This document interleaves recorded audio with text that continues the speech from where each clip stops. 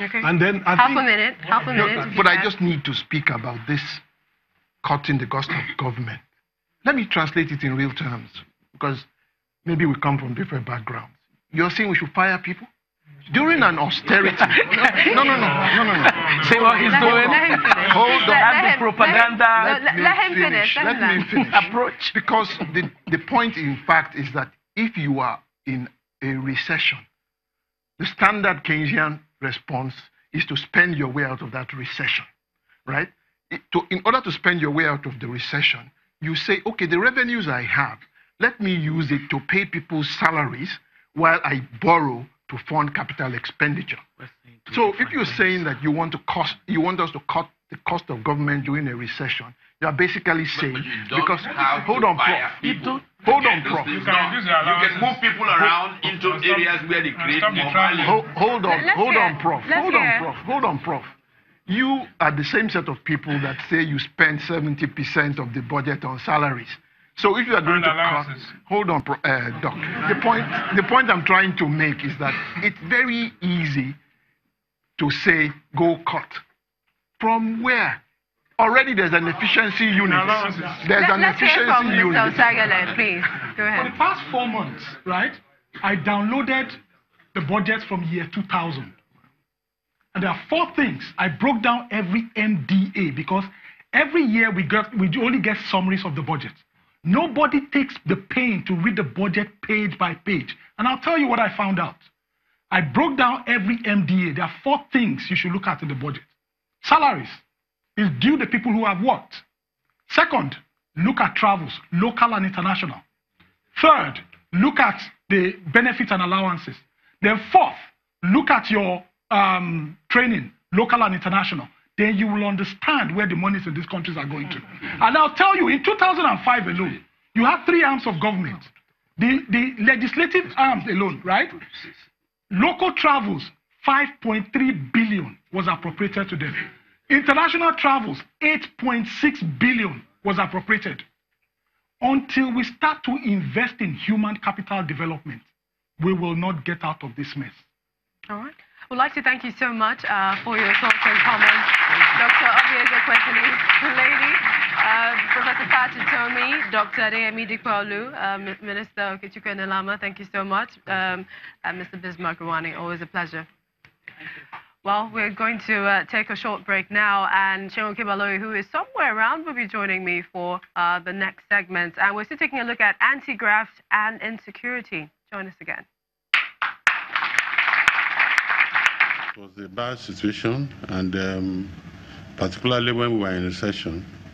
But since we are out of recession, things have been gradually moving up. Particularly the sector where I belong to, which is agricultural sector and the poultry sector.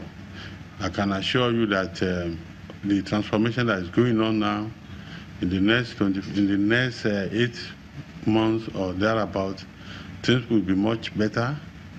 And if you look at the indices of the cost of the products, our products in the market today, the prices is not going up, it's coming down. And that shows that there's going to be, the future in that sector is going to be better. I'm aware also that there are a lot of intervention in other sectors of the agricultural economy. And but it takes time before you can reap whatever the benefit of any government intervention. Government intervention is not something that can come up in one day. Since 2015, democracy has taken a flight in Nigeria. What we have is not a democratic government. A government where a president does not honor the decisions of courts, where he has no regard for the Senate, the National Assembly of the country, where he has no regard for the voices of the people and the demands of the people and the complaints of the people he's supposed to rule. How do you call that democracy? Where he does not make appointments in accordance with the constitution of the land to reflect the federal character and nature of the country, where he does things the way he likes, the way he pleases. No, there is no democracy in Nigeria as at now. I know democracy. I fought for democracy. I practice democracy. I was part of true democratic government in Nigeria. This is not by international and national standards democracy.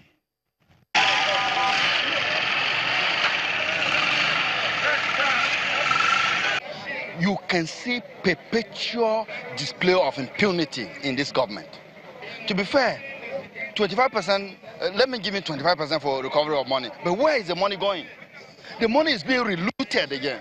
If he has recovered money as it's been peddled on pages of newspaper, let him reinvest it into physical assets so that we'll see. Let him reinject it into the economy so that the economy will be viable. How can you talk about economy without strength? When the youth, he says the youth of Nigeria goes to a country where he should take advantage of trade and discuss bilateral economic issues, he goes to say his youth, the youth who should take over from him are lazy. How do you now want to get the youth to become productive if their president goes out of Nigeria to insult them and not to help them? How many jobs has Buhari provided since he came on board? Maybe the question can be answered by other people. Okay. Welcome. His policy on agriculture, if that is not backed with security by ensuring that the farming communities are secured, that means whatever it is that he's saying is a mirage, and that cannot come to fruition. Of course, there is no government that can fulfill mankind promises. They will only get there, do their best. Another person will come, do his or her own. So if people keep complaining that this government is not, doing what they want, of course, nobody can do it. They will only try their best. And just as we've always been having it in Nigeria, 4 years, another person will come again, and people still complaining. People look up to them that they will do it. But up till now, nobody has been able to satisfy mankind's want.